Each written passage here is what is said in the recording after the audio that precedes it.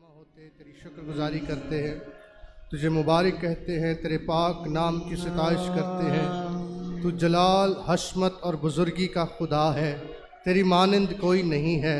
तू अपने बच्चों को अपने गल्ला खाना में जमा करता है और खुदावंद अपनी हजूरी से आसूदा करता है, अपने दस्तरखान से खिलाता है और राहत और ताजगी और इत्मीनान और खुशी और शादमानी और फतह और गलबा इनायत करता है। आए बाप, हम तेरा शुक्र अदा करते हैं। हम तेरे बेटे मसीह के कफ़ारे के लिए, उसकी सलीब के लिए, उसके बहाए हुए खून के लिए तेरा शुक्र करते हैं। उस लहू की धारा के नीचे हम सब आते हैं और पाक लहू से अपनी तकदीस चाहते, ताकि हम तेरे हजूर में लायक, जिंदा, पाक और पसंदीदा कुर्बानी गुजराने के लायक हो जाएं। प्यारे खुदा, हमारी मदद कर। रूहुल कुद्स के वसीले खुदा, हमें पाक आराइश के साथ अपने हजूर सिजदा करने का फजल बख्श दे। खुदा, हम एक एक ज़िंदगी पर तेरा मस और तेरी हजूरी को मांगते हैं। हर तरह की कमज़ोरी को दूर फरमा और खुदावंद अपनी हजूरी से हमें आसूदा कर, हमारी तकदीस कर। खुदा, हम तेरे इरफान में, तेरी कुर्बत में और गहरे होना चाहते हैं। आज की सारी इबादत का कंट्रोल तेरे हाथों में देते हैं। तेरे पाक रूह की मदद, हिदायत और रहनुमाई को मांगते हैं, ताकि तेरे रूह की हिदायत से इबादत करने वाले ठहर सकें। यीशु मसीह के नाम से आमीन। आमीन। आइए ज़बूर नंबर 100 हम खुदावंद की हम में गाएंगे। ऐ सब ज़मीन दे लोगों, ज़बूर नंबर 100। है सब ज़मीन दे लोगों, तारीफ करो रब दी। है सब ज़मीन दे लोगों, तारीफ करो रब दी।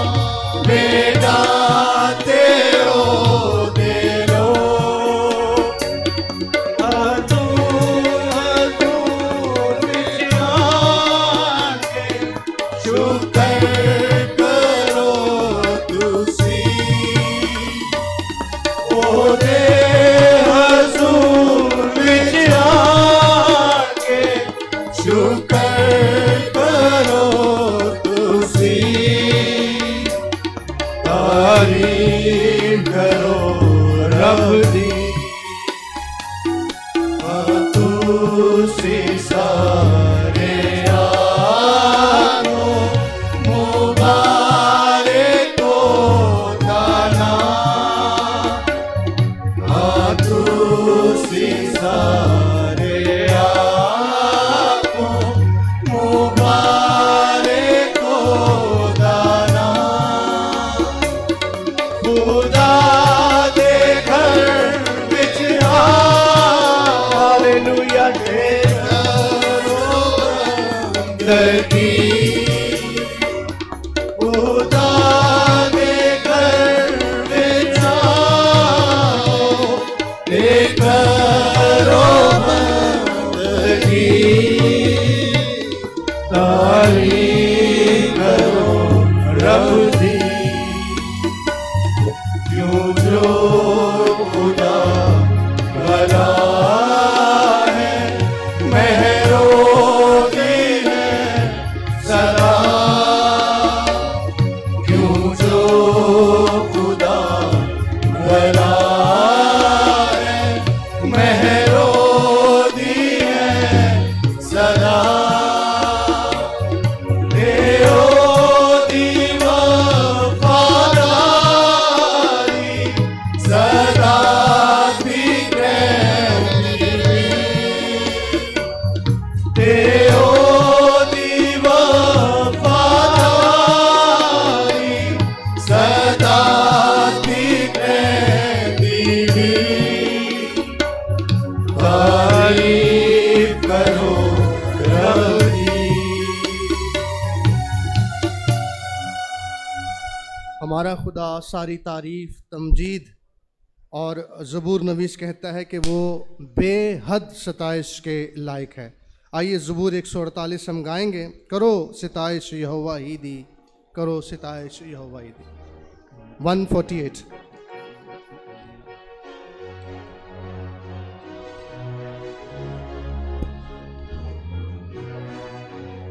दूजा वजन।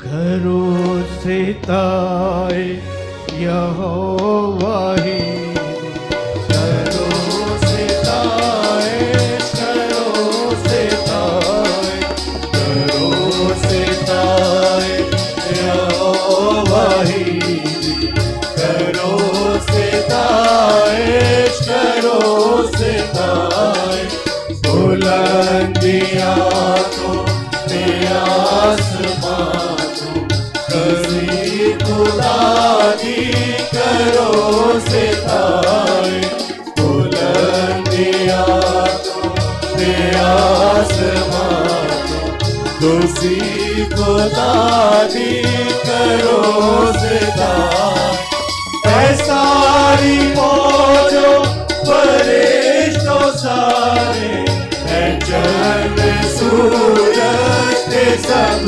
सितारे सारी फौजों फरिश्तों सारे चंद सूरज सब सितारे अरल के सारे खुशी दे मारे करो सितारे करो सितारे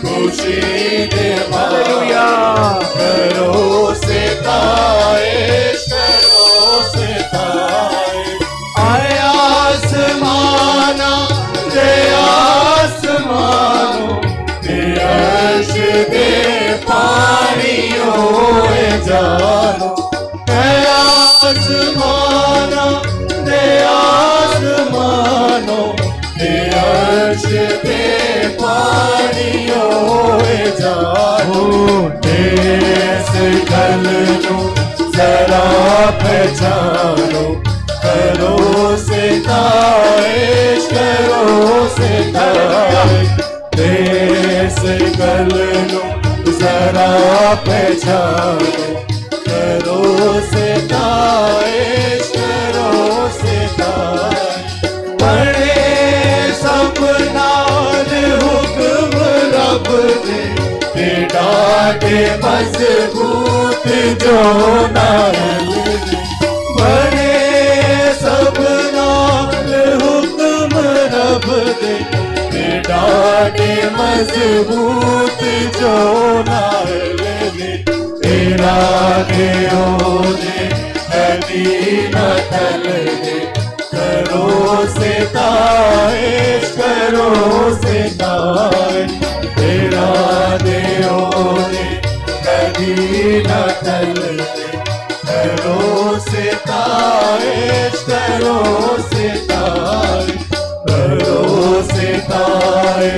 यहोवा ही करो सिताइश बुलंदियां तुम ते आसमां तुम तुसी खुदा दी करो सिताइश। हालेलुया। मुबारक हैं वो जिनके होंठों से उसकी ताज़ीम होती है। मुबारक हैं मैं और आप जो खुदावन के घर में उसकी सिताइश के लिए हैं। आइए गीत नंबर 155 हम गाएंगे। बने रहो तुम बने रहो यीशु में बने रहो, रूह में गाओ रूह में झूमो यीशु में बने रहो, बगैर मसीह के हम कुछ नहीं। 155 नंबर गीत। ला ला ला ला ला ला ला ला ला ला ला ला ला ला ला ला ला फिर से ला ला ला ला ला ला ला ला ला ला ला ला ला ला ओ ला ला ला ओ ला ला ला ला ला बने रहो तुम बने रहो तुम बने रहो यीशु में बने रहो यीशु में बने रहो। रूह में गाओ रूह में गाओ रूह में झूमो रूह में गाओ रूह में झूमो यीशु में बने रहो यीशु में बने रहो। जैसे मछली बिन पानी के जिंदा न रहती है, वैसे ही विश्वासी मन यीशु बिन मुर्दा है। जैसे मछली बिन पानी के जिंदा न रहती है, वैसे ही विश्वासी मन यीशु बिन मुर्दा है। कसक की जिंदगी पाने को कसक की जिंदगी पाने को यीशु में बने रहो यीशु में बने रहो। रूह में गाओ रूह में झूमो रूह में गाओ रूह में झूमो यीशु में बने रहो यीशु में बने रहो। जो डाली सदा फल लाती है उसको वो चाटता है, प्यार खुदा जिसे करता है उसको वो डांटता है। जो डाली सदा फल लाती है उसको वो चाटता है, प्यार खुदा जिसे करता है उसको वो डांटता है। रूहानी फलों से भरने को रूहानी फलों से भरने को यीशु में बने रहो यीशु में बने रहो। रूह में गाओ रूह में झूमो रूह में गाओ रूह में झूमो यीशु में बने रहो यीशु में बने रहो। राहत जिंदगी देने वाला तुमको बुलाता है, सुबह का तारा नूर का धारा तुमको बुलाता है। राहत जिंदगी देने वाला तुमको बुलाता है। सुबह का तारा नूर का धारा तुमको बुलाता है। मंसूबे आनंद पाने को, मंसूबे आनंद पाने को यीशु में बने रहो, यीशु में बने रहो। रूह में गाओ, रूह में झूमो, रूह में गाओ, रूह में झूमो, यीशु में बने रहो, यीशु में बने रहो। ला ला ला ला ला ला ला ला ला ला ला ला ला ला ओ ला ला ला ओ ला ला ला ला ला ला। हालेलुया। आइए हम अपने कदमों पर खड़े हों, इसी जोश इसी खुशी में नारे मारते हुए हम खुदावंद की सितारिश करेंगे। गीत नंबर 25 गाएंगे। नारे लगाओ और गाओ रे, झंडा मसीह का लहराओ रे। गीत नंबर 25।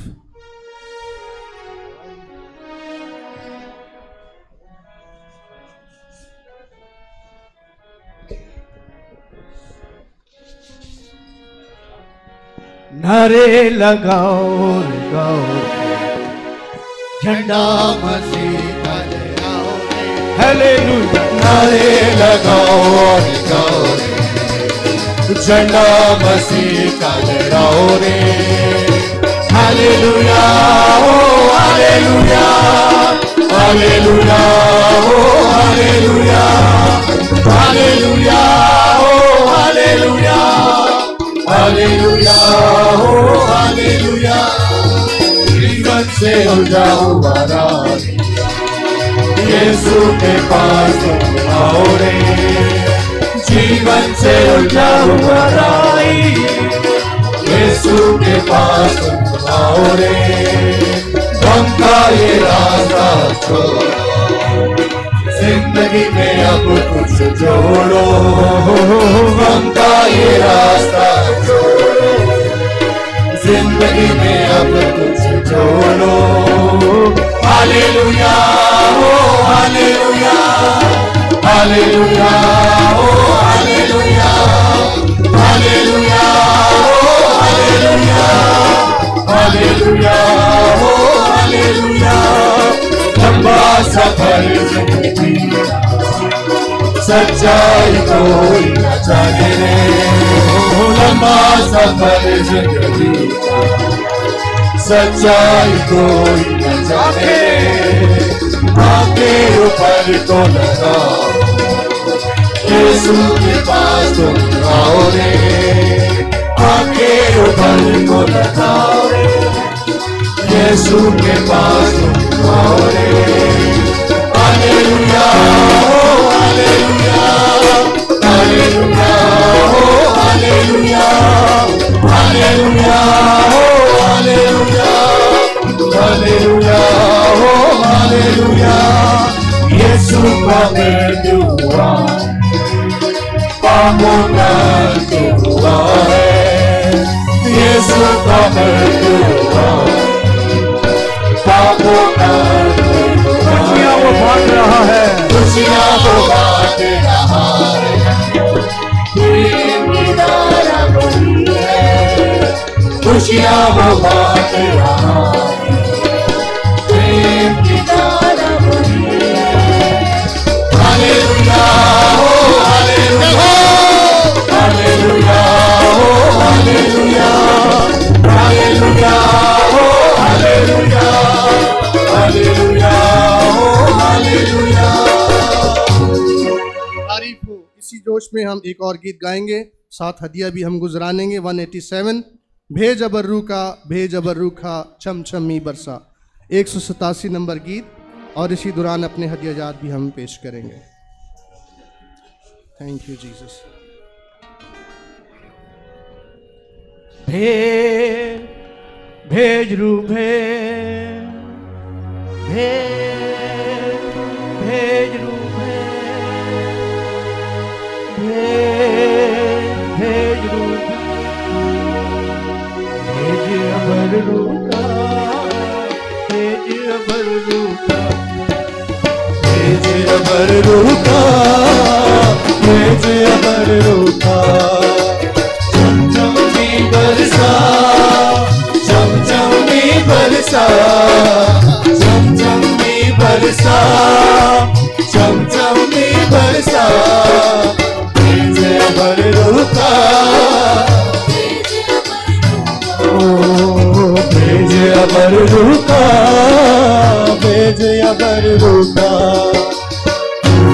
अग्नि की भट्टी में झोंक हमें बुलाया की अग्नि की भट्टी में झोंक हमें बुलाया जैसे पिघल के साफ हो चांदी ऐसा कर बुलाया जैसे पिघल के साफ हो चांदी ऐसा कर बुलाया रूह की अग्नि की भट्टी में झोंक हमें खुदाया जैसे पिघल के साफ हो चांदी ऐसा कर खुदाया ऐसा कर खुदाया हमको भी पिघला हमको भी पिघला हमको भी पिघला हमको भी पिघला झमझमी बरसा झमझमी बरसा झमझमी बरसा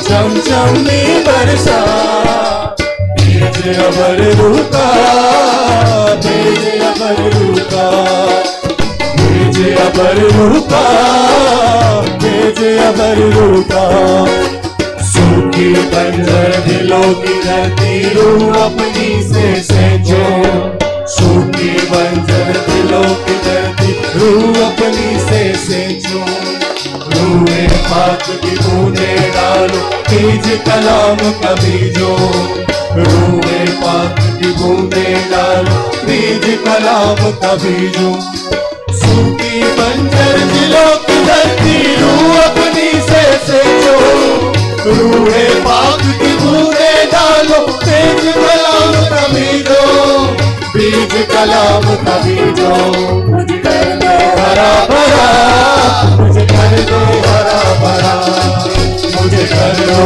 हरा भरा मुझे कर दो हरा भरा झमझमी बरसा झमझमी बरसा झमझमी बरसा झमझमी बरसा भेज अमर रूपा भेज अमर रूपा भेज अमर रूपा भेज अमर रूपा जैसे मोर फरिश्तों की नबियों के संग रखता था जैसे मोर फरिश्तों की नबियों के संग रखता था अपने रूह की ताकत से उन नबियों को बनाता अपने रूह की ताकत से उन नबियों को भरता था जैसे फौज फरिश्तों की नबियों के संग रखता था अपने रूह की ताकत से उन नबियों को भरता था उन नबियों को भरता था उस रूह का मजा चखा उस रूह का मजा चखा उस रूह का मजा चखा उस रूह का मजा चखा झमझमी बरसा झमझमी बरसा झमझमी बरसा झमझमी बरसा भेज अमर रूपा भेज अमर रूपा भेज रूपे भेज रूपे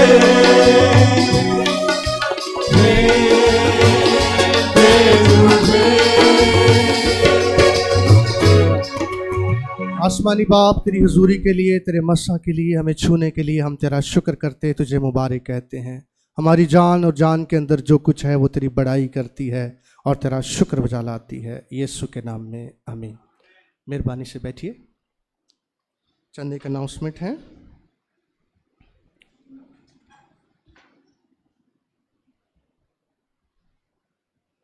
सबसे पहले हमारी हफ्तावार इबादत, जो बहन भाई इस हफ्ते अपनी बारी पर खिदमत अंजाम देंगे,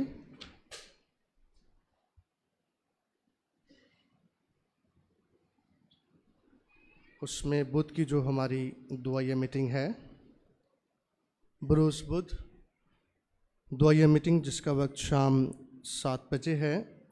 और इस हफ्ते बुध के रोज़ भाई कंवल नवीद हादी की खिदमत अंजाम देंगे। जुमेरात के रोज़ रिफ़ाक़त ख़वातीन, जिसका वक्त शाम 5:30 बजे है, मिसेस आस्तर ब्राइन हादी की खिदमत अंजाम देंगी और मिसेस एलिज़ाबेथ पॉल खुदावंद का कलाम सुनाएंगी। जुम्मा के रोज़ बाइबल स्टडी, जिसका वक्त शाम 7 बजे है, हादी की ज़िम्मेदारी मेरी होगी। भाई कंवल नवीद इस जुम्मे लेसन देंगे और करंथस की कलीसिया को लिखा गया पौलुस रसूल का दूसरा ख़त उसका सिलसिलावार मुतालिया जारी है। हफ्ते की यूथ मीटिंग होगी, जिसमें भाई जावेद पॉल खुदावंद के कलाम की खिदमत अंजाम देंगे। आइंदा इतवार इशा की इबादत होगी सुबह 9:30 बजे और उसमें भाई नातन परवेज़ हादी होंगे और भाई ज़िया पॉल खुदावंद का कलाम सुनाएंगे। इसके बाद बहनों के लिए एक इत्तला है, बहनें तवज्जो फरमाएं। बहनों की दुआया मीटिंग बरोज़ हफ्ता यानी कि 3 जुलाई को रात 9 बजे से 12 बजे तक 3 घंटे के लिए बहनों के लिए मौका होगा कि वो खुदावंद के घर में दुआ के लिए जमा हो सकती हैं। तो आप सबसे दरख्वास्त है, जितनी बहनें कलीसिया में हैं, ज़रूर वक्त निकाल कर हफ्ता के रोज़ 3 जुलाई को रात 9 बजे से 12 बजे के दौरान आप इस इबादत का दुआ का हिस्सा बन सकती हैं। भाई ज़िया पॉल ने आप सबको कोयटा से सलाम कहा है और आखिर में हमारे पास दुआ की दरख्वास्तें हैं। गैर मसीही बहन है रशीदा अली, वो बीमार हैं, गुर्दे के आर्ज़े में मुब्तला हैं। गैर मसीही भाई हैं मोहम्मद अहमद, बहन सुरैया यास्मीन, सुनील आसिम, बुज़ुर्ग बहन सुरैया, भाई जहांगीर की वालदा। भाई अमीन की शादी की आज 25वीं सालगिरह है, इन्होंने शुक्रगुजारी के लिए दरख्वास्त की है। भाई Asghar Masih, Mark Joshua, Mrs Nasreen Javed, Shakeel Rehmat Dubai से, आइज़िक ये बच्चा है जो भी बोलता नहीं है, अदील, भाई अदील ने अपना नाम दिया है, भाई कैसर, बहन जोसफीन, बहन गज़ाला, दिल के वॉल बंद हैं, बहन बशीरा, शर्लिन, सैली बीमार हैं, ज़फ़र इकबाल फालिज के मरीज़ हैं, भाई मुनव्वर मसीह, बहन जमीला को खुदावंद ने बेटा दिया है और भाई सदीक के ख़ानदान के लिए, उनके ख़ानदान में पिछले हफ्ते इंतकाल हुआ है, इस सोगवार ख़ानदान के लिए दुआ की दरख्वास्त है पंजाब में। और आखिर में सनिया सनी और भाई शालूम, आपसे रिक्वेस्ट है कि आप इन तमाम बीमारों को और दीगर ज़रूरियात के लिए जो नाम दिए हैं उनको अपनी दुआ में याद रखिए, शख्सी और ख़ानदानी। और मेंबरशिप के लिए भी जिन्होंने कार्ड की हसूल के लिए फ़ार्म जमा कराए थे, वो इबादत के बाद मुझसे अपना कार्ड ले सकते हैं। इस वक्त मौका होगा कि हम खुदावंद के कलाम की तलावत सुने और उसके बाद हम खुदावंद का कलाम सुनेंगे। खरूज की किताब उसका 12वां बाब पहली 14 आयात।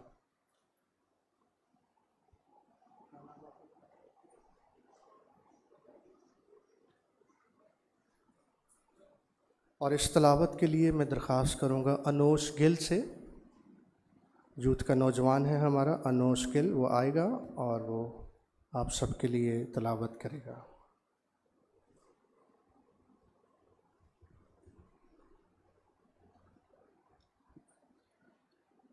खरूज की किताब 12वां बाब उसके पहली आयत से। फिर खुदावन ने मुल्क मिस्र में मूसा और हारून से कहा कि ये महीना तुम्हारे लिए महीनों का शुरू और साल का पहला महीना हो। बस इसराइलियों की सारी जमात से ये कह दो कि इसी महीने के 10वें दिन हर शख्स अपने आबाई ख़ानदान के मुताबिक घर पीछे एक बर्रा ले। और अगर किसी के घराने में बर्रा खाने के लिए आदमी कम हो तो वो और उसका हमसाया जो उसके घर के बराबर रहता है वो दोनों मिलकर नफरी के शुमार के मुआफिक एक बर्रा ले रखें। तुम हर एक आदमी के खाने के मिकदार के मुताबिक बर्रा का हिसाब लगाना। तुम्हारा बर्रा बेऐब और यकसाला नर हो और ऐसा बच्चा या तो भेड़ों में से चुनकर लेना या बकरियों में से, और तुम उसे इस महीने के 14वें तक रख छोड़ना। और इसराइलियों के कबीलों की सारी जमात शाम को उसे ज़िबा करे और थोड़ा सा खून लेकर जिन घरों में वो उसे खाएं उनके दरवाज़ों के दोनों बाजुओं और ऊपर की चौखट पर लगा दें, और वो उसके गोश्त को उसी रात आग पर भून कर बेखमीरी रोटी और कड़वे साग पात के साथ खा लें। उसे कच्चा या पानी में उबाल कर हरगिज़ न खाना, बल्कि उसको सर और पाए और अंदरूनी अज़ा समेत आग पर भून कर खाना, और उसमें से कुछ भी सुबह तक बाकी ना छोड़ना। और अगर कुछ उसमें से सुबह तक बाकी रह जाए तो उसे आग में जला देना। और तुम उसे इस तरह खाना, अपनी कमर बांधे और अपनी जूतियाँ पाँव में पहने और अपनी लाठी हाथ में लिए हुए। तुम उसे जल्दी जल्दी खाना, क्योंकि ये फसा खुदावन की है। इसलिए कि मैं उस रात मुल्क मिस्र में से होकर गुज़रूँगा और इंसान और हैवान के सब पैलौठों को जो मुल्क मिस्र में हैं मारूँगा, और मिस्र के सब देवताओं को भी सज़ा दूँगा। मैं खुदावन हूँ। खुदावन का पाक कलाम पढ़ा जाना हम सब के लिए बायस बरकत हो। आइए हम दुआ मांगे। आसमानी बाप, इस वक्त हम तेरे खादम को तेरे हाथ में सौंपते हैं। जो बातें तूने उसके दिल पर रखी हैं, अपने रूहुल कुद्स की हदायत से हम सब तक पहुंचाने का फ़ज़ल दे, उसकी मदद कर, रहनुमाई कर। और खुदावन, हम अपने लिए भी दुआ करते हैं कि हम सबों को भी खुदा जो बातें आज हम सुनते हैं वो अपने दिल में बसाने का, उसे हलीमी से कबूल करने का, उस पर अमल पैरा होने का, और बहुतों तक खुदावन इन बातों को पहुंचाने का फ़ज़ल मिलता रहे। यीशु मसीह के नाम में आमीन। मौका है कि हम भाई जावेद पॉल के वसीले से खुदा उनका कलाम सुने। Thank you, Jesus. Praise God. Hallelujah. आप सब खुश हैं? Praise God. एक हवाला हम और पढ़ेंगे नए अहदनामे में से, पतरस रसूल का पहला ख़त। Hallelujah, praise God.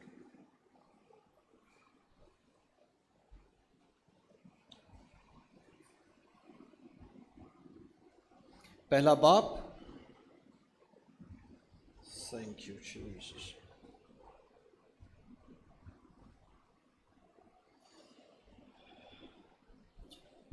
और इसकी 13वीं आयत से। इससे पहले कि मैं इसको पढ़ूं, मैं ये ख़त जो पतरस रसूल ने कलीसिया को लिखा, इसका थोड़ा सा बैकग्राउंड बताना चाहता हूं आपको। 2 सितंबर 1666 लंदन में एक बहुत बड़ी आग लगी, जिसमें तकरीबन 2 लाख लोग बेघर हो गए। क्योंकि इंग्लिस्तान में जो घरों की बुनियादें होती हैं वो लकड़ी से बनाई जाती हैं। अंदर लकड़ी होती है, बाहर से ऐसे लगता है जैसे सीमेंट से बना हुआ है, लेकिन उसके फर्श और उसकी बुनियादें अक्सर लकड़ी, और उस दौर में तो बिल्कुल प्योर लकड़ी की होती थी। इसलिए उस आग ने उस पूरे शहर को अपनी लपेट में ले लिया। 90 चर्चेस डिस्ट्रॉय हो गए उस आग में। और फिर हुकूमत को जवाब देना था, तो फिर जिसने जवाब देना वो रास्ता ढूंढता है। उन्होंने इल्ज़ाम लगाया कि ये फ्रेंच के जो कैथलिक्स हैं ये आग उन्होंने लगाई है। एक आग और जिसका जिक्र मैं करना चाहता हूं वो है 19 जुलाई सन 64। 19 जुलाई सन 64 जो आग रोम में लगी थी, इसने भी रोम की शक्ल बदल के रख दी। 3 दिन तक ये आग लगी रही सेंट्रल रोम, और बहुत सारे उनके मंदिर और घर जलकर राख हो गए। लोगों ने इसका इल्ज़ाम उस वक्त के बादशाह नीरू पर लगाया, क्योंकि उसका शौक था कि वो पुरानी इमारत को गिराए और फिर से नया बनाए। लोग कहते थे कि वो चाहता था कि रोम एक नए तौर से बनाया जाए, उसकी शान और शौकत बिल्कुल नई हो, पुरानी चीजें जाती रहें। लेकिन जब ये इल्ज़ाम उस पर लगाने लगा तो अब उसने भी जवाब देना था, तो उसने ये इल्ज़ाम मसीहों पर लगा दिया। एक इज़ार रसानी का मुसीबतों का पहाड़ कलीसिया पर टूट पड़ा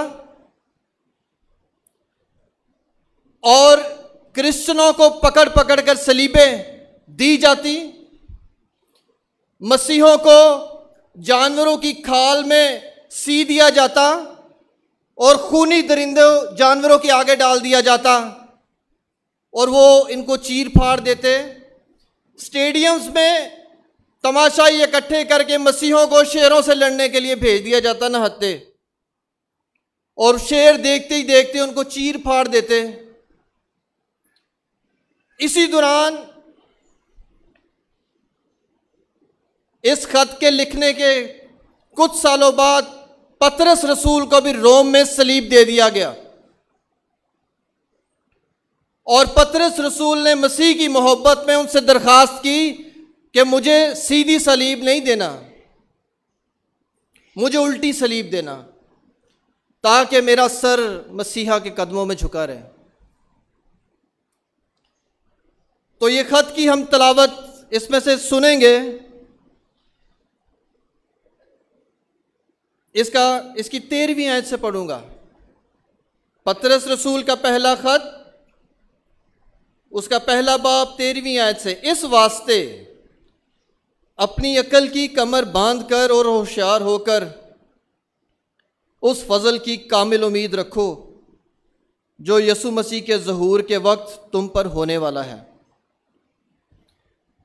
और फर्माबरदार फर्जंद होकर अपनी जहालत के ज़माने की पुरानी ख्वाहिशों के ताबे ना बनो, बल्कि जिस तरह तुम्हारा बुलाने वाला पाक है उसी तरह तुम भी अपने सारे चाल चलन में पाक बनो। क्योंकि लिखा है कि पाक हो इसलिए कि मैं पाक हूँ। और जब कि तुम बाप कहकर उससे दुआ करते हो जो हर एक के काम के माफिक बगैर तरफदारी के इंसाफ करता है, तो अपनी मुसाफरत का ज़माना खौफ के साथ गुजारो, क्योंकि तुम जानते हो कि तुम्हारा निकम्मा चाल चलन जो बाप दादा से चला आता था, उससे तुम्हारी खलासी फ़ानी चीज़ों यानी सोने चांदी के ज़रिए से नहीं हुई, बल्कि एक बेऐब और बेदाग बरे यानी मसीह के बेशकीमत खून से। उसका इल्म तो बिनाए आलम से पेशतर से था, मगर ज़हूर आखिर ज़माने में तुम्हारी खातिर हुआ कि उसके वसीला से खुदा पर ईमान लाए हो, जिसने उसको मुर्दों में से जलाया और जलाल बख्शा, ताकि तुम्हारा ईमान और उम्मीद खुदा पर हो। चूँकि तुमने हक़ की ताबेदारी से अपने दिलों को पाक किया है, जिससे भाइयों की बेरिया मोहब्बत पैदा हुई, इसलिए दिलो जान से आपस में मोहब्बत रखो, क्योंकि फ़ानी तुखम से नहीं बल्कि गैर फ़ानी से खुदा के कलाम के वसीला से जो ज़िंदा और कायम है नए सिरे से पैदा हुए हो। चुनाचे हर बशर घास की मानद है और उसकी सारी शान व शौकत घास के फूलों की मानद। घास तो सूख जाती है और फूल गिर जाता है, लेकिन खुदावन का कलाम अबद तक कायम रहेगा। ये वही खुशखबरी का कलाम है जो तुम्हें सुनाया गया था और आज सुनाया जा रहा है। खुदा के पाक कलाम के पढ़े और सुने जाने पर उसकी बरकत हो। अब आपने सुना कि ये ख़त किस हालात में लिखा गया, लेकिन कलीसिया उस वक्त भी अपनी जिस्मानी ख्वाहिशात में फंसी हुई, अपने पुराने चाल चलन में चलती हुई, खुदा का खौफ दिलों में ना रखते हुए नापाक जिंदगी गुजारते हैं,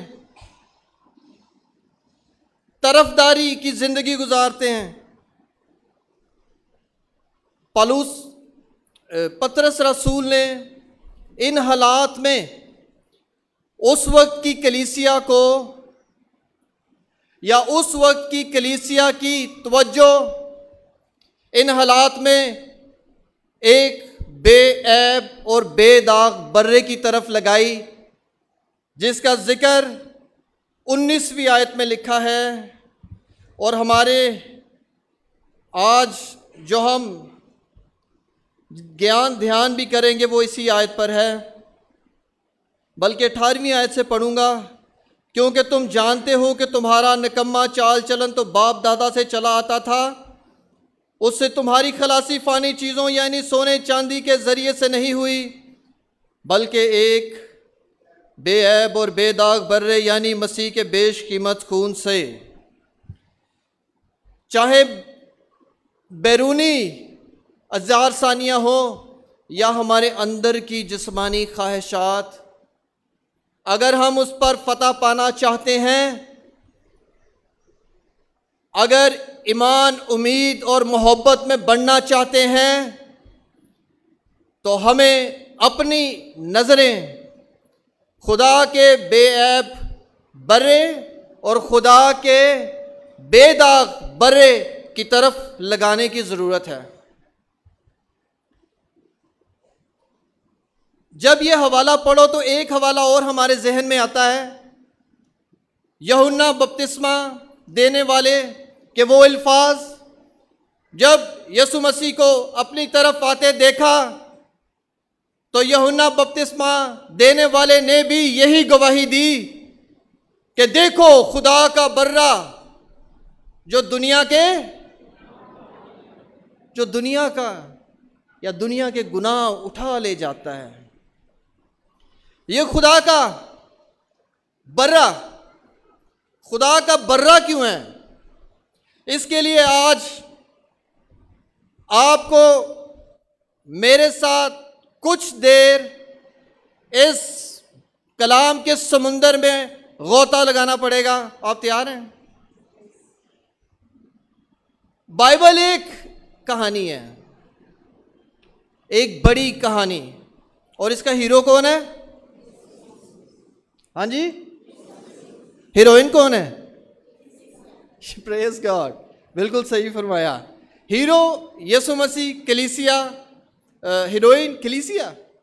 बहुत अच्छा जवाब। इस बड़ी कहानी के बहुत सारे एपिसोड हैं जिसमें छोटी छोटी कहानियां हैं, और ये छोटी छोटी कहानियां मिलकर एक बड़ी कहानी बनती है। और कहानी हमारी ज़िंदगी में बहुत असर रखती है। अगर कोई शख्स यहाँ पर आकर अपनी गवाही सुनाता तो वो गवाही होती है कहानी, वो अपनी कहानी सुना रहा होता है। हम किसी से इंटरव्यू करते हैं तो हम ये कहते हैं भाई इंट्रोड्यूस योर सेल्फ। अगर आसान लफ्ज़ों में कहें तो भाई अपनी कहानी सुनाओ कि तुमने क्या किया, तुम क्या हो, क्या तुम्हारे इंटरेस्ट है, तुम्हारी स्टोरी क्या है। और कहानियाँ जो बच्चों को सुनाई जाती हैं इसीलिए सुनाई जाती है क्योंकि ये बड़ी अहमियत की हामिल है। ये हमारे अंदर आसानी से उतर जाती हैं और हमारी ज़ात का हिस्सा बन जाती हैं। हम दूसरों की कहानियाँ सुनना चाहते हैं कि नहीं चाहते हैं? क्यों बहनों, जवाब दो। हम दूसरों की कहानियाँ भी सुनना चाहते हैं। क्यों? क्योंकि कहानी सुनना अच्छा लगता है। तो आज छोटी छोटी सी 3 कहानियाँ सुनेंगे हम। और पहली कहानी है आदम और हवा की। इसमें हम देखेंगे कि खुदा का बर्रा, यानी वो बर्रा जो खुदा मुहैया करता है, वो कैसे है, और वो बाइबल से ही हम जान सकेंगे। हम इस कहानी से बाखूबी वाकिफ तो हैं, लेकिन फिर भी चलें दोहराई सही।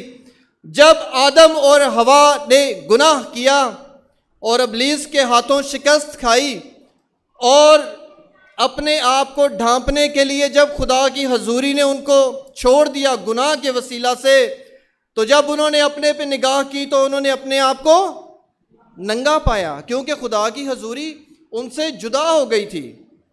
तो उन्होंने क्या किया, जो आजकल भी इंसान अपनी कोशिशें करने की कोशिश करते हैं कि जब इब्लीस के हाथों शिकस्त खाकर गुनाह कर बैठते हैं तो उन्होंने किसके कपड़े सिए, किससे कपड़े बनाए अपने आप को ढांपने के लिए? कौन से पत्तों से? हाँ,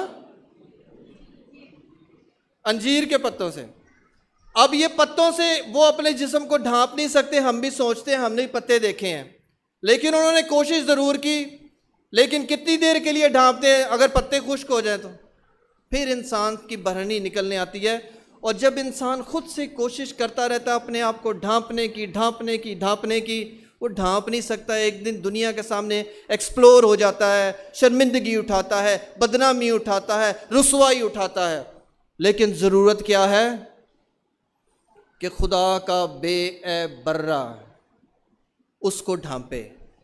और वहाँ पर भी यसु मसीह का जिक्र तो नहीं है, लेकिन हम देख सकते हैं कि जब चमड़े के कपड़े, चमड़े के कुर्ते उनको पहनाए गए तो यकीनन किसी जानवर, और हमारा ईमान है और मेरा ईमान है कि वो कि एक बर्रे के कपड़े या बर्रे का जो चमड़ी थी उससे उसके कुर्ते बनाए गए, ताकि वो बरा जो बिनाए आलम से, जिसका इल्म हमने अभी हवाले में पढ़ा कि जिसका इल्म बिनाए आलम से, इल्म का मतलब है कि उसको बिनाए आलम से मखसूस कर रखा है खुदा ने।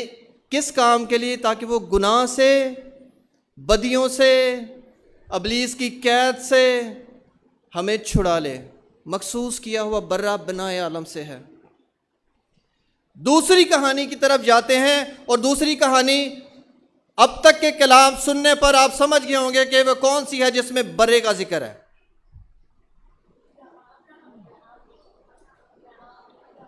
अब पैना जिद्दियां जा रही हैं, इधर से भी आवाज आनी चाहिए। अब्राहम, यकीनन अब्राहम और इसहाक, ये कहानी अब्राहम बुजुर्ग की और उस ईमान की है जो वो खुदा पर रखता था। इब्राहिम को उसका बेटा बड़ी दुआओं के वसीला से और बड़े इंतज़ार करने के बाद मिला। इब्राहिम बुजुर्गी की तरफ जा रहा था, बुजुर्ग हो गया था, तो अचानक से स्टोरी में ट्विस्ट आता है, कहानी तब्दील हो जाती है कि जब खुदा कदूस उससे हम कलाम होता और कहता है कि अपना बेटा क्या कर दे, मेरे हुजूर सोख्तनी कुर्बानी करके गुजरान दे।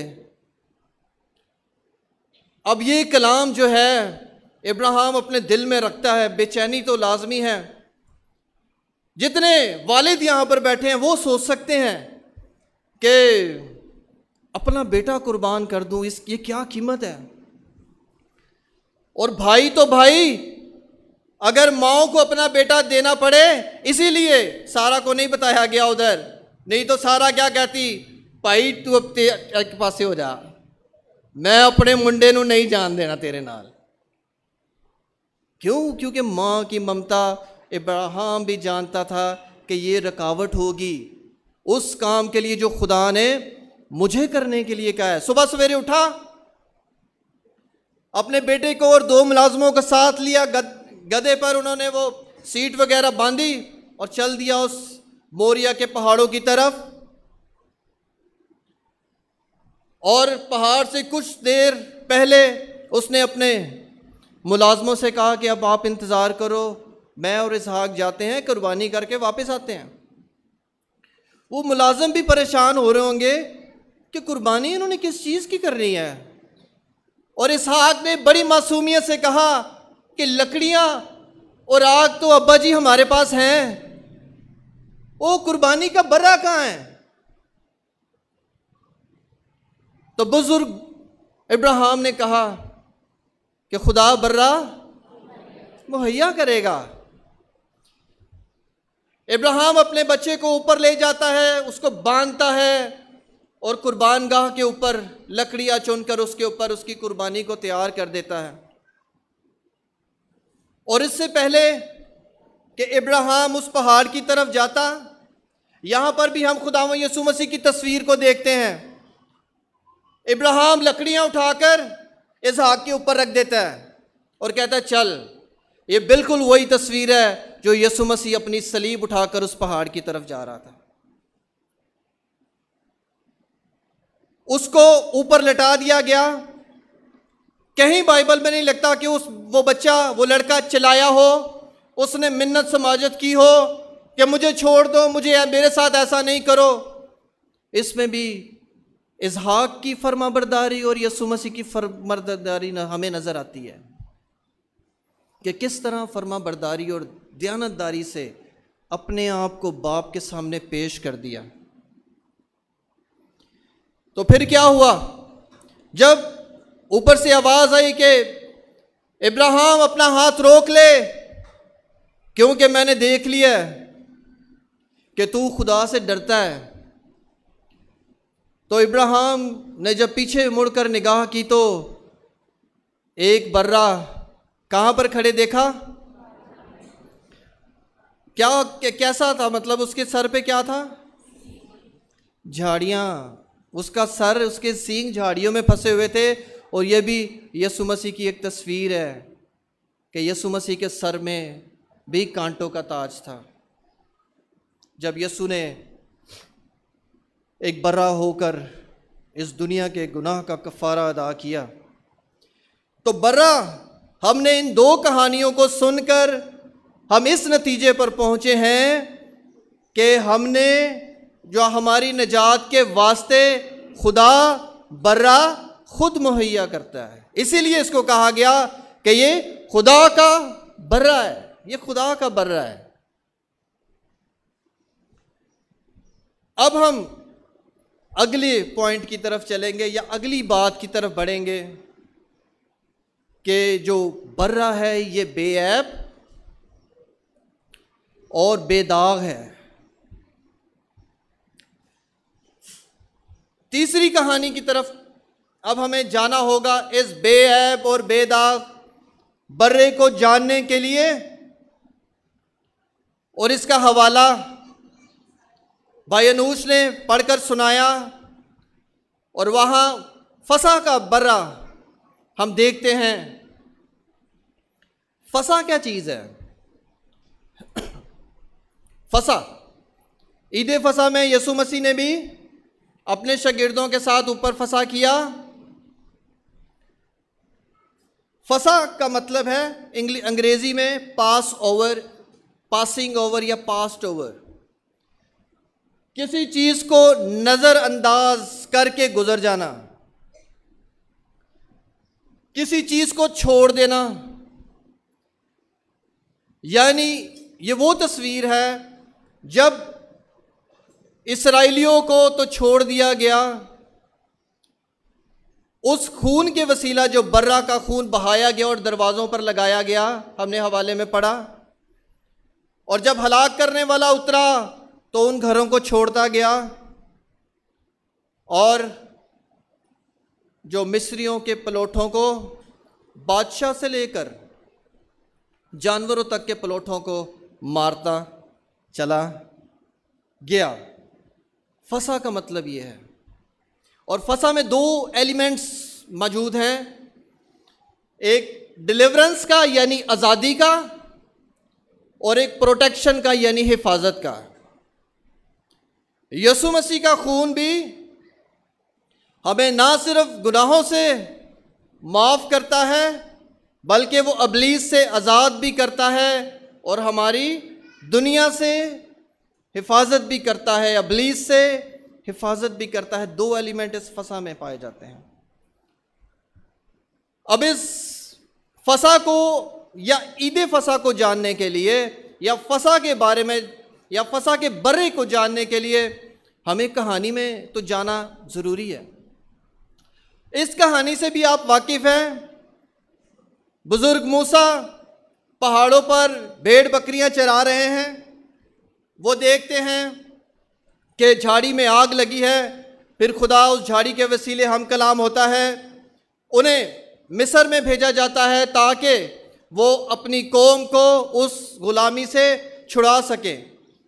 और जब फ़िरौन से गुफ्तगू होती है तो फ़िरौन मना करता है, कहता नहीं जाना आपने, अगर आपने उस पहाड़ पर जाकर इबादत करनी है तो आप मर्द मर्द चले जाओ, बाकियों को जाने की ज़रूरत नहीं है।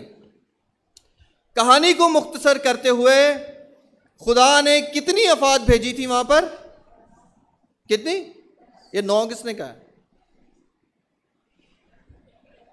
अच्छा जी 10 आया, 10 आफात। कितनी?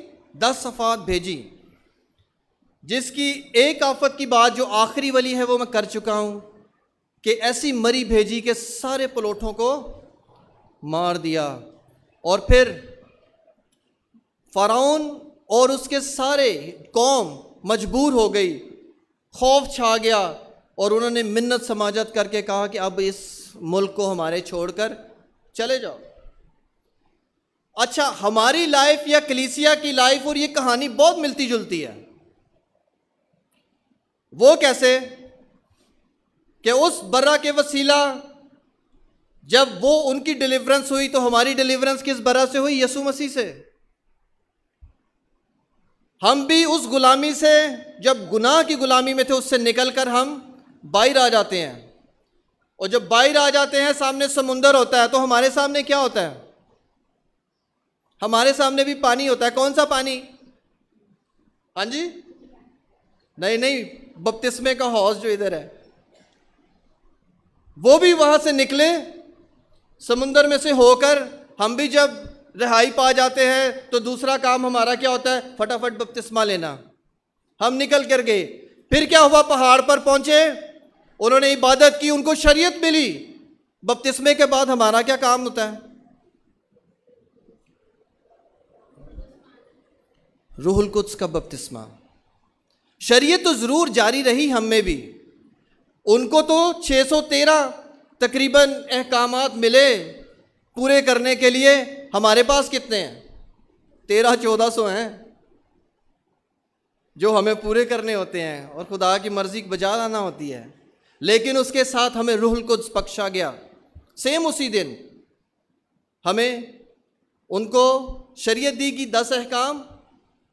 ईद पेंतिकॉस्ट का दिन था जिसे 50वां दिन कहते हैं, अभी उसकी भी थोड़ी सी बात करेंगे। और हमें उसी दिन रूहुल कुद्स बख्शा गया। अच्छा, अब हम ये ज़िंदगी गुजार रहे हैं, उन्होंने भी बियाबान में ज़िंदगी गुजारी। कल मिस्र में से कितने लोग निकल के आए थे? बाइबल में लिखा है कितने लोग निकल के आए थे। मर्दों की तादाद है, औरतों और बच्चों की नहीं। किसी को याद है तो हाथ दिखाइए जी। 6 लाख मर्द लिखा है, 6 लाख मर्द। मूसा की कलीसिया जितनी बड़ी थी, आज तक मेरा ख्याल कोई कलीसिया इतनी बड़ी नहीं है जिसकी पासबानी बुजुर्ग मूसा करते थे। 6 लाख मर्द। वो जो 6 लाख मर्द और उनके साथ निकले थे लोग, उनमें से वादे की सरजमीन में कितने लोग दाखिल हुए थे? कोई बता सकता है? कितने? 6 लाख में से सिर्फ 2। अब आप कहेंगे कि हमारी कलीसिया पे कैसे इम्प्लीमेंटेशन होती है इसकी? वो इस तरह से ही होती है। खुदा के कलाम में लिखा है कि बड़े थोड़े लोग खुदा की बादशाही में दाखिल होंगे। यहाँ पर हमें सोचने की ज़रूरत है। अगर 6 लाख में से 2, तो अपनी कलीसिया पे नज़र कर लें या आलमगीर कलीसिया पे नज़र कर लें, जो अब तकरीबन 4 अरब के करीब है। ठीक है, उसमें सारे लोग तो ईमानदार नहीं है लेकिन मसीह कहलाते ज़रूर हैं। उनके आईडी कार्ड पे लिखा है या उनके डॉक्यूमेंट्स में ज़रूर क्रिश्चियन लिखा हुआ है। 4 अरब 7 अरब के करीब हम लोग पहुंच चुके हैं, पूरी दुनिया। तो हम वापस चलेंगे उस हवाले की तरफ जो भाई ने पढ़ा, हमें ये समझने के लिए कि बर्रा बेऐब और बेदाग कैसे था। यहूदियों की 7 ईदें वो मनाते हैं। कितनी? आज सीख ले बहुत सारी बातें यहूदियों के बारे में। 7 ईदें मनाते हैं, लेकिन ये 7, आप कहते होंगे हम 2 मनाते हैं, वो 7 कितना खर्चा है? 7 ईदें, लेकिन वो इकट्ठे सिर्फ 3 बार होते हैं पूरे साल में, 3 बार।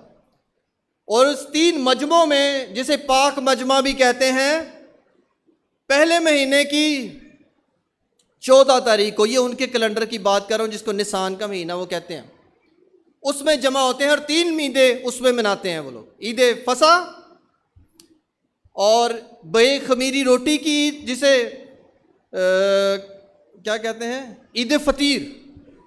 और तीसरी ईद पहले फलों का हदिया या नजराना या पहले फलों की ईद। फिर दूसरा मजमा वो बिल्कुल ठीक 50 दिनों के बाद करते हैं, जिसे ईद पेंतिकोस्त, जिसका मतलब 50 दिन के बाद, 49 दिन के बाद 50वां दिन होता है वो इसको वो रिहाई का दिन भी कहते हैं, और इस दिन खुदा का कलाम भी नाजिल हुआ। तीसरा मजमा होता है 7वें महीने में, जिसमें बाकी 3 ईदें वो मनाते हैं, जिसमें नरसिंगे फूके जाने की ईद, योम कफारा और ईद ख़याम। ये 7 ईदें हैं। अच्छा, ये 7 ईदें तो वो मनाते हैं, लेकिन ताल्लुक 7 ईदों का मसीह के साथ है या कलीसिया के साथ है। ईद फसा यानी नजात का दिन, जो हम गुड फ्राइडे मनाते हैं। ईद फतीर, बेखुमेरी की रोट, जब हमें गुनाहों की माफ़ी मिल जाती है।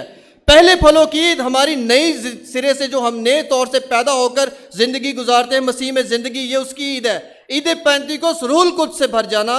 नरसिंगों की ईद, मसीह की दूसरी आमद, जब मसीह दूसरी बार नाजिल होंगे तो नरसिंगे फूके जाएंगे। योम कफारा यानी कि हमारा तकदीस का अमल, हम बार बार यीशु मसीह के खून से धुलते रहते हैं रोज़ बरोज़। जब गलतियाँ ख़ताएँ होती हैं तो यीशु का खून आज भी हमें धोता रहता है।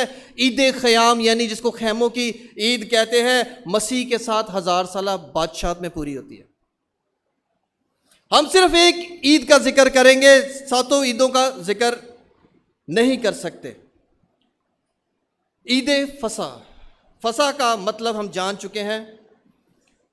अब हम उस हवाले को और उसके कुछ पॉइंट्स को देखेंगे।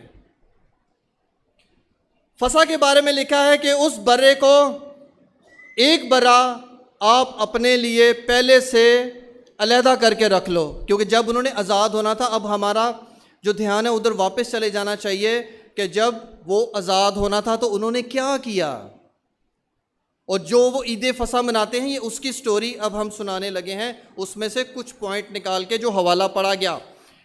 एक बर्रा ले रखे, वो एक बर्रे को, मतलब बहुत सारे बर्रे होंगे, लेकिन एक बर्रे को निकाल कर 4-5 दिन पहले वो उसको मखसूस कर देते, या अब भी कर देते हैं, उस वक्त भी किया कि ये बर्रा वो है जो जिसका फसा होगा, जिसकी कुर्बानी दी जाएगी, उसको मखसूस किया। यकीनन हमने कलाम में पढ़ा है कि खुदा ने भी बिनाए आलम से पेशतर एक बर्रे को अनॉइंट किया हुआ है, मखसूस किया हुआ था। दूसरी बात हम सीखते हैं कि बर्रा बेऐब और बेदाग हो। हमने 2 गवाहियां सुन चुके हैं। पहली पतरस रसूल की कि वो बेऐब और बेदाग है, और दूसरी गवाही कौन सी सुनी है? किस शख्स की? यूहन्ना बपतिस्मा देने वाले की, कि देखो ये खुदा का बर्रा जो दुनिया का गुनाह उठा ले जाता है। ये गवाहियां, तो एक गवाही तो शागिर्द की है और एक गवाही है किसकी? रिश्तेदार की, कज़न की। तो क्या ये गवाहियां आजकल के दौर में अगर ये कोई कानूनी मामला बन जाए तो रिश्तेदारों की या जो घर का फ़र्द होता है उसकी मानी नहीं जाती? अथेंटिक, वो कहते हैं भाई कोई और भी गवाही होनी चाहिए बाहर के लोगों की। तो अपने तो गवाही देते हैं। मैं ये नहीं कह रहा कि उनकी गवाही कमज़ोर है या झूठी है। मैं आज आपकी तवज्जो उन गवाहियों की तरफ दिलाऊंगा जो गैर थे, जो गैर ही नहीं थे बल्कि यीशु के दुश्मन थे। सबसे पहले गवाही सरदार काहिन हन्ना की। जब यीशु मसीह को पकड़कर हन्ना सरदार काहिन के पास ले गए तो उसकी जांच पड़ताल की। सुन तो उन्होंने भी रखा था, ये सब कुछ आप जानते हैं कि हसद के बिना पर हो रहा था कि यीशु मौजज़े दिखाता है और हमसे ज़्यादा शागिर्द करता है। फिर भी उसको जब सामने देखा, उसकी जांच पड़ताल की, तो उसको कुछ समझ नहीं आई कि वो क्या इस पर इल्ज़ाम लगाए। तो उसने यीशु मसीह को दूसरे सरदार काहिन के पास, जिसका नाम काइफा, जो उसी का दामाद था, उसके पास भेज दिया कि वो उसकी जांच पड़ताल करे और सही से इल्ज़ाम लिखकर वो पेंतुस पिलातुस के पास जाए। जब उन्होंने उसकी जांच पड़ताल की तो सच तो कुछ नहीं मिला, लेकिन झूठी गवाहियाँ उन्होंने घड़ दी, या झूठे गवाहों को ढूंढने लग गए कि भाई इसके खिलाफ कोई गवाही दो, कोई सच्ची गवाही तो नहीं मिलती हमें। तो उसको पकड़कर तीसरे शख्स के पास ले गए, जो है पेंतुस पिलातुस, उस वक्त का गवर्नर यहूदिया का। इससे पहले हेरोदिस का बेटा अरखलावस इस जगह पर हुकूमत करता था, और उसके बाद जब उसकी हुकूमत सही नहीं चलती तो उसे हटाकर पेंतुस पिलातुस, जो रोमियो का वफादार और बड़ा टैलेंटेड बंदा था, उसको लगा दिया। और उसके सामने जब उनको पेश किया तो पेंतुस पिलातुस भी यीशु की शोहरत सुन रखी थी। जब उसने उसका जायज़ा लिया, जांच पड़ताल की, अपने वज़ीरों से भी पूछा होगा, सबसे जांच पड़ताल करने के बाद यूहन्ना 19:6 में लिखा है कि मैं उसका कुछ जुर्म नहीं पाता। हालेलुया। हेरोदिस बादशाह, पेंतुस पिलातुस अब मसीह को रुखसत कर देते हैं हेरोदिस बादशाह के पास, और ये हेरोदिस बादशाह उस हेरोदिस बादशाह का बेटा है जो यीशु मसीह की पैदाइश पर हेरोदिस आज़म था, और इस बेटे का नाम इंतपास है, और ये सामरिया पर हुकूमत करता था, जो यहूदिया के इलाके के साथ सामरिया का इलाका था, इस पर उसकी हुकूमत थी। ये ईद फसह मनाने के लिए यरूशलेम में आया हुआ था, और इनकी आपस में बनती भी नहीं थी, तो सुलह के तौर के इन्होंने मसीह को उसके पास भेज दिया। और फिर पेंतुस पिलातुस ने जब हेरोदिस बादशाह के पास भेजा, बहुत सारा तमस्खर उड़ाने के बाद उन्होंने लूका 23:13 में लिखा है कि मैं उसमें कुछ कसूर नहीं पाता। हालेलुया। फिर हम आगे चलते हैं यहूदा इस्करियोती की तरफ, जो एक अंदर का दुश्मन निकला, अंदर का दुश्मन जो मसीह को भरोसा देकर पकड़वाता है। मसीह ने उसके बारे में कहा कि बेहतर होता कि तू पैदा ही ना होता। क्यों कहा ये? क्योंकि जब इंसान खुदा के उस मकसद में से निकल आता है और गुनाह में ज़िंदगी गुजर करता है, उसके पैदा होने का कोई मकसद ही नहीं रह जाता। तो इससे बेहतर है कि अगर हमारी ज़िंदगी में खुदा का मकसद पूरा नहीं हो रहा तो हमारा पैदा होने का कोई फ़ायदा नहीं है।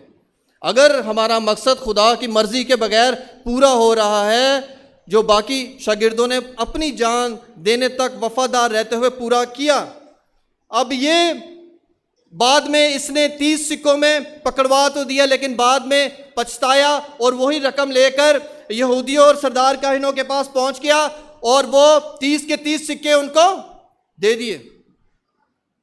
और मत्ती 27:4 में लिखा है, मैंने गुनाह किया कि बेकसूर को कत्ल करके पकड़वाया। हालेलुया। सूबेदार और सिपाही जो कि उस वक्त यीशु को मुआयना कर रहे थे, देख रहे थे कि सलीब दी जा रही है, उस सूबेदार ने सोचा होगा, आज मैं एक बड़े अहम शख्स को, जिसे लोग कहते हैं ये यहूदियों का बादशाह है, शायद आज मेरी प्रमोशन होगी। वो बड़े मोहतात तरीके से उसकी हिफाजत करता, एक एक बात को जो वहां पर हो रही थी नजर रखे हुए था। लेकिन जब वो गुफ्तगू सुनी जो यीशु ने सलीब पर कही, जब वो बातें जो वहां पर वकू हुई, यानी अंधेरा छा गया, चट्टानें तिड़क गई, बहुत सारे मुर्दे जिंदा हो गए, हैकल का पर्दा बीच में से फट गया, भूचाल आया, तो मत्ती 27:54 में उन्होंने कहा बेशक ये खुदा का बेटा था। हालेलुया। आखिरी गवाही डाकू की, जो पहले दोनों डाकू मसीह पर लान तान कर रहे हैं और मजाक भी उड़ा रहे हैं और एक वार कर रहे हैं, रूहानी तीर चला रहे हैं। अबलीस ने जो यीशु मसीह की आजमाइशें की, ये उन आजमाइशों में से सबसे आखिरी आजमाइश है कि जो डाकू कर रहे थे कि खुद भी बच और हमें भी बचा, सलीब से उतरा। ये आजमाइश थी, मसीह कर सकता था ऐसा, लेकिन उस शागिर्द पर मसीह की रफाकत का, शराकत का, उस गुफ्तगू का, उस कलाम का जो वो करता था, ऐसा असर हुआ कि उसकी जिंदगी तब्दील हो गई। और उसने कहा, दूसरे डाकू को डांटा भी कि जो हमें सलीब दी जा रही है वो तो हमारे कसूरों की वजह से है, लेकिन इसने कोई बेजा काम नहीं किया। ये वहां लिखा है बाइबल में, इसने कोई बेजा काम नहीं किया। तो ये है वो बेऐब और बेदाग बर्रा कि जिसकी गवाही ना सिर्फ उसके अपने बल्कि गैर और दुश्मनों ने दी है कि इसकी जात में जरा कोई छल नहीं है। हालेलुया। एक और गवाही सुन लें। पौलुस रसूल का जिक्र ना करे तो नाइंसाफी होगी, वो भी मसीह का रसूल और एक सब्र शागिर्दों से आगे निकलने वाला। दूसरा करंथियों 5:21 में लिखा है, जो गुनाह से वाकिफ ना था उसने हमारे वास्ते गुनाह ठहराया। जो गुनाह से वाकिफ ना था, पौलुस रसूल ये गवाही देते हैं। और यीशु मसीह की या यीशु मसीह का वो दावा जो उन्होंने किया कि तुम में कौन मुझ पर गुनाह साबित करता है, आज तक कोई माइका लाल इस दावे को चैलेंज नहीं कर सका और ना ही साबित कर सका कि उसकी जिंदगी में एक भी गुनाह कोई साबित ना कर सका और ना कर सकता है। हवाले में आगे बढ़ते हैं। फसा का बर्रा सारे घराने के लिए काफ़ी था कि सारे घराने, जितने घराने के फर्द है, एक बर्रा काफ़ी है।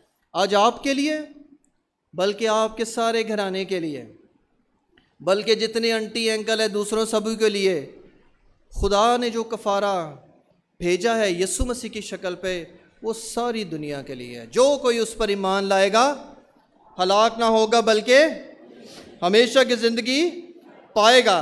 फिर आगे बढ़ते हैं। फसा का बर्रा शाम को सारी जमात ज़बाह करे। मसीह ने शाम को सलीब पर जान दी। हम जानते हैं 3 बजे का वक्त था जब ये वाक़या पेश हुआ। कोई हड्डी ना तोड़ना, उस बर्रे की कोई हड्डी ना तोड़ना। तो इधर भी देखते हैं कि इब्लीस ने वो हड्डी तोड़ने की भी बड़ी कोशिश की। जब सिपाही हड्डियां तोड़ने के लिए आए तो यीशु मसीह पहले ही अपनी रूह बाप के हाथों में सौंप चुके थे। फसा के बर्रे का खून दरवाज़ों के दोनों बाजुओं और ऊपर की चौखट पर लगा दे। दोनों बाजू और ऊपर की चौखट, जो कि सलीब का निशान बन जाता है। ये उनको कहा गया था कि अपने दरवाज़ों पर सलीब का निशान उस बर्रे के खून से लगा दो। वो बर्रे का खून तो सिर्फ दरवाज़ों पर लगाया गया, लेकिन यीशु मसीह का खून जो उन्होंने एक बार बहाया, लेकिन उस एक बार बहाने में कितनी बार बहा। यीशु का बेशकीमत खून जब बागे गतसमनी में पसीना बन बनकर जो खून की बूंदें थी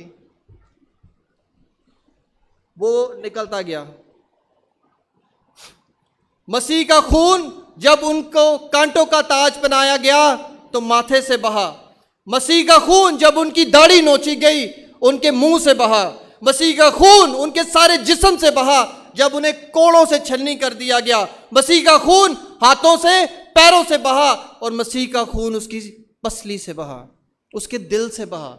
जब भाला किसी की पसली में मारेंगे तो भाले का भाल तो इतना होगा जो दिल तक पहुंच गया और दिल के भी 2 टुकड़े हो गए। फसा को जल्दी जल्दी खा लेना, रिहाई पाने के बाद, मखलसी पाने के बाद, छुटकारा पाने के बाद अपनी जिंदगी गुनाह में नहीं छोड़नी। जल्दी जल्दी हमें भी बपतिस्मा ले लेना चाहिए। उनको कहा जल्दी जल्दी खा के निकलना है उससे। इब्लीस की पूरी कोशिश होती है, तौबा करने के बावजूद वो बपतिस्मे से रोके रखता है, वो रोके रखता है। क्यों? क्योंकि बपतिस्मा भी जो है ये खुदा की मर्जी के मुताबिक है। फसा का बर्रा या ईद फसा पर 3 चीजें वो खाई जाती थी, 3 चीजें जो यीशु मसीह ने भी खाई। फसा बर्रे का जो गोश्त होता वो, बेखमीरी रोटी और कड़वे साग पात,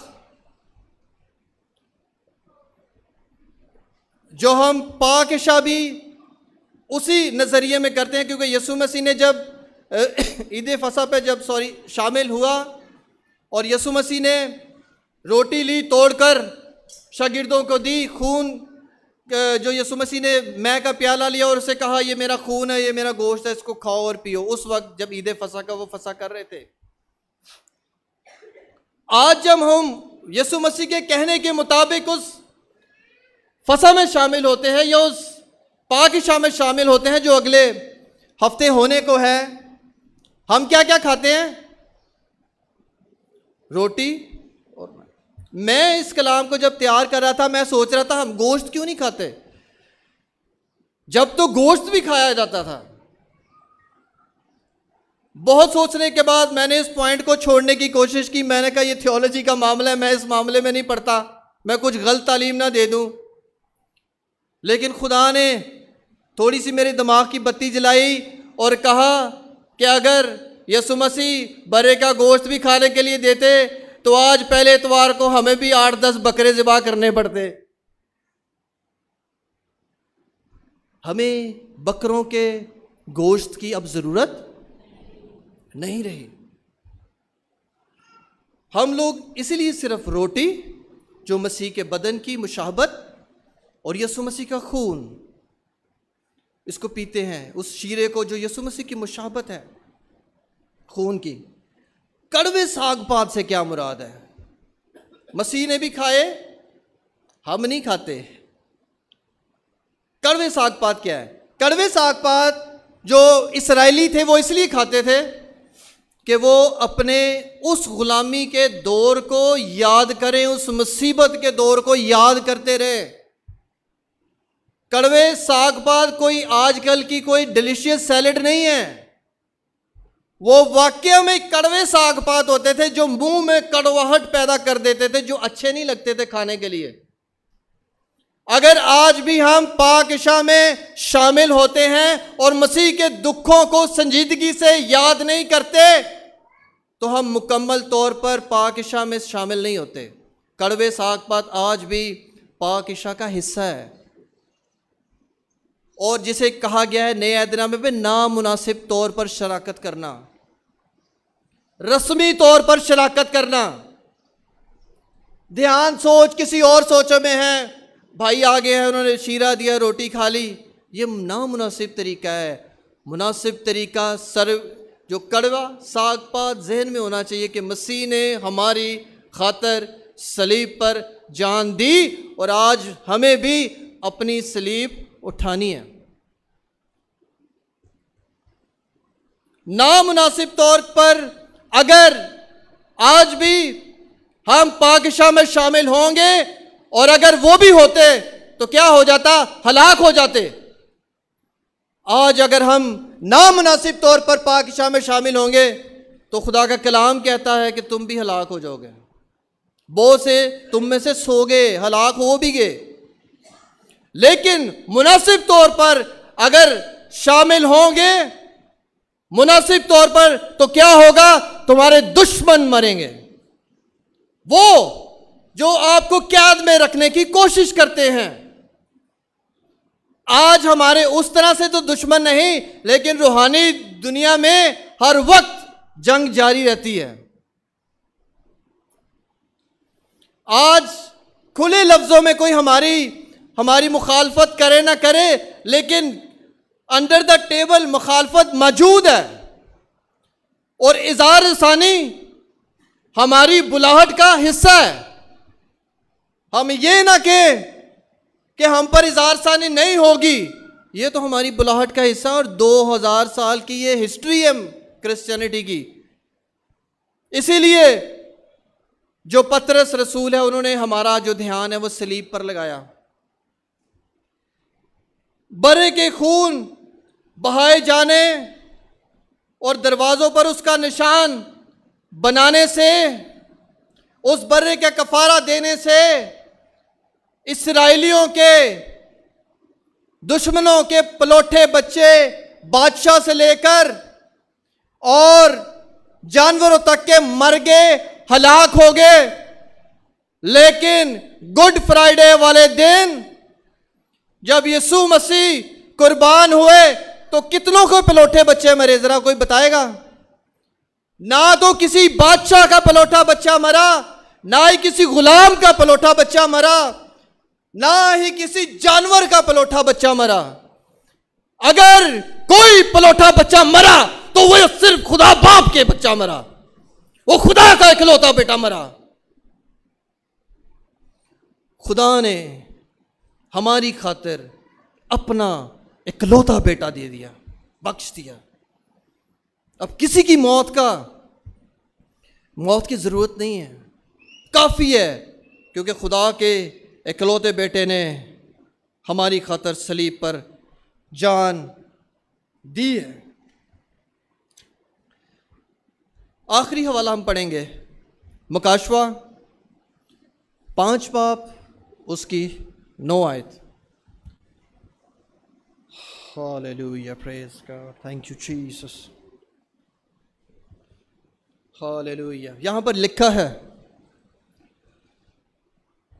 और वो ये नया गीत गाने लगे कि तू ही इस किताब को लेने और उसकी मोहरे खोलने के लायक है, क्योंकि तूने ज़िबा होकर अपने खून से हर एक कबीले और हर अहले ज़ुबान और उम्मत और कौम में से खुदा के वास्ते लोगों को खरीद लिया।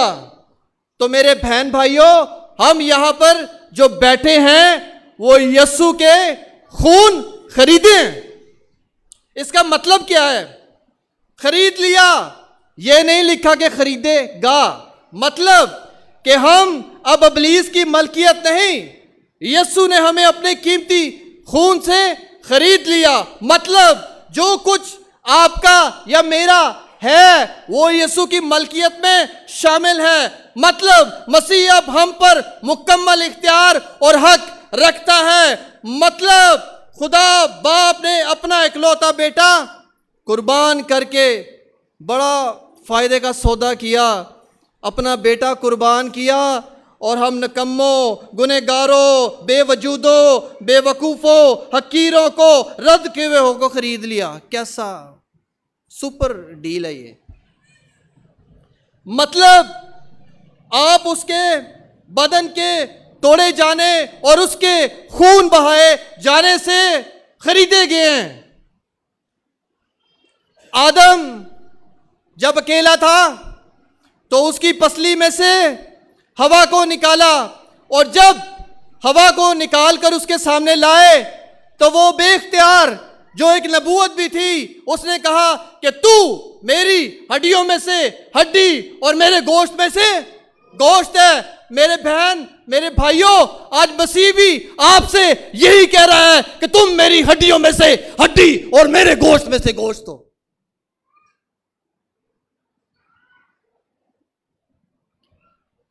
मतलब आज यीशु आपसे हम कलाम है।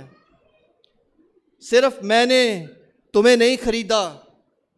तुम्हारी तकलीफें, तुम्हारी मजबूरियां, तुम्हारे दुख, तुम्हारी बीमारियां, तुम्हारी तंगदस्तियां, तुम्हारा लेट होना, तुम्हारा फेलियर, सब कुछ मसीह ने खरीदा हुआ है। मत परेशान हो। कहें आजादी के साथ कि मैं खून खरीदा हूं, मेरी कीमत अदा की गई है। मुझ पर अबलीस का, बदरूहों का इख्तियार नहीं है कि वो मुझे छुए। हम खुदा की मलकियत हैं, हम खुदा के खरीदे हुए लोग हैं। हम मसीह के बेशकीमत और बेदाग खून से खरीदे गए हैं। अबलीस हमें हमारा माजी याद दिलाता है, और तुम बुरे हो, तुम बुरे हो, तुम बुरे हो। आज के बाद आप अबलीस को उसका मुस्तकबिल याद करवाएं। जब जब आप कहेंगे हम खून खरीदे हैं, उसको अपना हकीकी चेहरा नजर आएगा कि मैं इन पर इख्तियार नहीं रखता, मैं इन पर इख्तियार नहीं रखता। ऐ मेरे अजीजों, आइए अपने कदमों पर खड़े हों।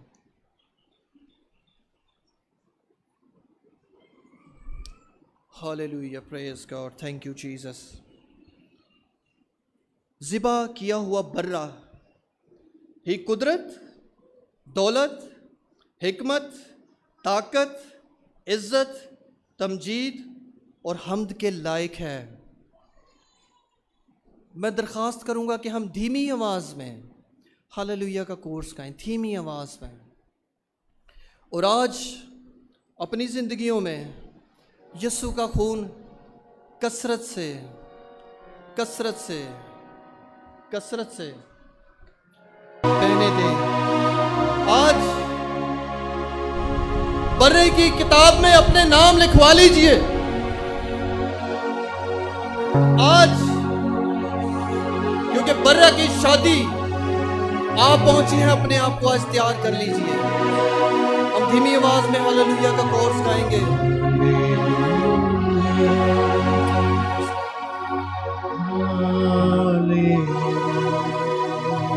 तारीफ करे बर्रे की, उसका खून मांगे अपनी जिंदगी पर। Praise God, thank you Jesus. Hallelujah, praise God. हर एक कौम, कबीला, उम्मत, अहले जुबान कि एक ऐसी भीड़ जिसे कोई शुमार नहीं कर सकता, सफेद जामे पहने और खजूरों की डालियां अपने हाथों में लिए हुए तख्त और बर्रा के आगे खड़ी हुई देखी। हालेलुया,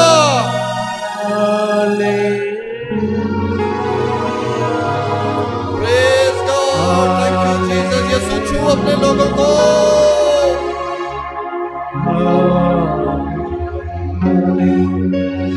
उन्होंने अपने जामे बर्रा के खून से धोकर सफेद कर लिए हैं। आज आप भी अपने जामे धोकर सफेद कर लें। Praise God, hallelujah,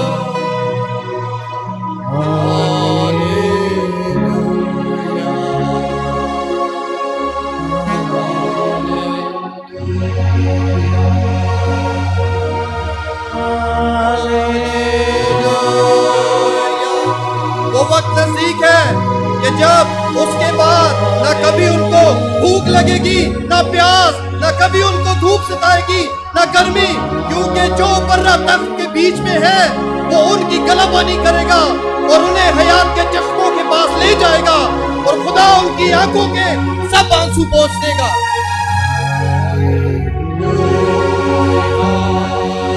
Praise God, हे खुदा के पवित्र नाम। Praise God, hallelujah, praise God, hallelujah, praise God, hallelujah, तेरा शुक्र।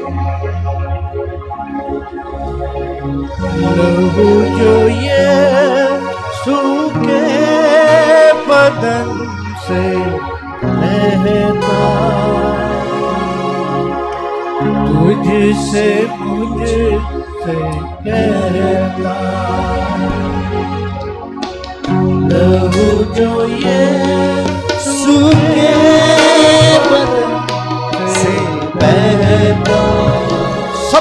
रबा सिखिरिया मंतोरा से मुझसे कहना मैं तेरी शिफा को मैं तेरी शिफा को मैं तेरी शिफा को मैं तेरी शिफा। ये मेरा खून है, ये मेरा खून है दिनों का निशान पियोगे जब होगा जीवन नया, होगा जीवन नया पियोगे जब होगा जीवन नया जान के गुनाह वो आप उठाना है तुझसे मुझसे कहता मैं तेरी शिफा को मैं तेरी शिफा को हर बीमारी का सुन। आज वो सारे बीमार अपने अपने जगह पे हाथ रखें, आज बीमारियां जाएंगी यीशु के लहू के वजह। हर बीमारी का सुन ये लहू दाम है हर मर्ज की बख्शिश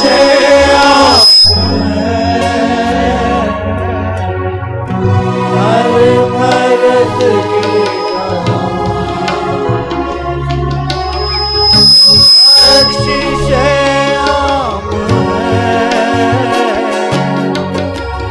यही लहू हमको खुदा से मिलाना है तुझसे मुझसे कहता है मैं तेरी शिफा को मैं तेरी शिफा। ये लहू है मेरे लिए, मैं तेरी ये बर्रे का लहू हम सब के लिए। मैं तेरी शिफा ये लहू है तेरे लिए ये लहू है मेरे लिए। आए लहू की तारीफ कीजिए, ये लहू ताली बजा के। ये लहू है मेरे लिए ये लहू बचाए हमें ये लहू बचाए हमें ये लहू है सबके लिए ये लहू बचाए हमें ये लहू है सबके लिए बर्रे का लहू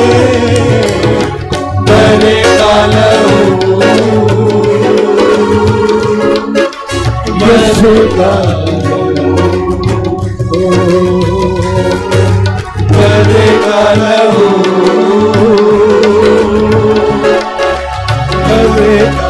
ये लहू किनारा मेरा, ये लहू कफारा मेरा ये लहू किनारा मेरा ये लहू कफारा मेरा ये लहू सहारा मेरा। इस लहू से पार लगाऊंगी इस लहू से पार लगूं, इस लहू से पार लगूं, ये लहू किनारा मेरा, इस लहू से पार लगूं, ये लहू किनारा मेरा, बड़े का लहू, बड़े का लहू, बड़े का लहू, बड़े का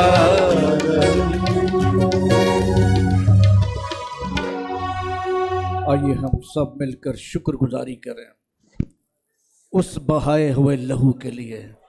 अपनी जुबानों को खोले हैं, हमने गाकर खुदा के बेटे यीशु मसीह के बेऐब बर्रे की ताज़ीम की है, उसके लहू की कुदरत को हमने जाना है। अब्बा रब्बा सबा रब्बा सिखा मारा, जिसने हमें रूह से मामूर किया है, हमारे अंदर पाक रूह डाला है, उस रूह की ताज़ीम करिए। हम खाली हाथ ना जाएं, हम भर के जाएं, हम कुव्वत और कुदरत को लेकर जाएं, हम लेस होकर जाएं, हम खाली हाथ नहीं, हम खुदा के घर में आए हैं, झोलियां भर कर जाएं, उसकी कुदरत को अपने साथ लेकर जाएं। और रबा सबरा सब दुआ करें। खुदावन चाहता है कि हमारी ज़ुबानें बदल जाएं, खुदा का रूह हम में आ जाए, उसकी ज़ुबान बोलें, उसके रूह से हम आवाज़, उसकी रूह की आवाज़ को सुन के रूह की ज़ुबान बोलें। हिब्बा बाबा बर्रा सेखरा बाबारा बर्रिया मंथोरा सखला बरा सकरा हिब्रान मारा सेखरा मंथोला। Thank you Jesus, thank you, thank you Jesus. तेरा शुक्र हो, तेरा शुक्र हो खुदावन, तेरा शुक्र हो, तेरा शुक्र हो खुदावन। बुजुर्ग आसमानी बाप, आज की सारी इबादत के लिए, जिंदा कलाम के लिए, प्रस्तिश के लिए, इन हदिया जात के लिए जो खुदावन तेरे बच्चों ने तेरे दिए हुए में से दिया है, तेरी बरकत चाहते हैं, तेरे जलाल के लिए, तेरी खिदमत के लिए इस्तेमाल हो। संडे स्कूल के बच्चों के लिए और इसी तरह बाइबल स्कूल के लिए, भाई ज़िया पॉल के लिए हम तेरी बरकत सलामती वाला हाथ चाहते हैं। सिक्योरिटी की सारे इंतज़ामात के लिए खुदावन तेरा शुक्र बजा लाते हैं। आसमानी बाप, जितने नाम तेरे मज़बा पर से उन बीमारों के लिए हमारा ईमान है कि खुदावन तेरे लहू के वसीला से वो पाक साफ़ हो गए, वो धुल गए, और तेरे बेटे यीशु मसीह ने उनसे आज कलाम किया है कि बड़ी मदद करना, दिन के बाकी वक्त में हमारी मदद कर, यीशु के नाम से मांगते हैं। ऐ हमारे बाप, तू जो आसमान पर, तेरा नाम पाक माना जाए, तेरी बादशाही आए, तेरी मर्ज़ी जैसे आसमान पर पूरी होती है ज़मीन पर भी हो। हमारे रोज़ की रोटी आज हम बख्श दे, और जिस तरह अपने कर्ज़दारों को माफ़ करते हैं, तू हमारे कर्ज़ माफ़ कर, हमें आज़माइश न पड़ने दे, बल्कि बुराई से बचा, क्योंकि बादशाह, कुदरत और जलाल हमेशा तेरी है। आमीन। अब हमारे खुदावंद यीशु मसीह का फ़ज़ल, खुदा बाप की मोहब्बत, पाक रूह की रिफ़ाक़त और शराकत हम सब के साथ, कुल मुक़द्दसीन के साथ अब से लेकर हमेशा तक होता रहे। आमीन। खुदावंद आपको बरकत दे, सलामती चाहिए, सबको सलाम। Thank you.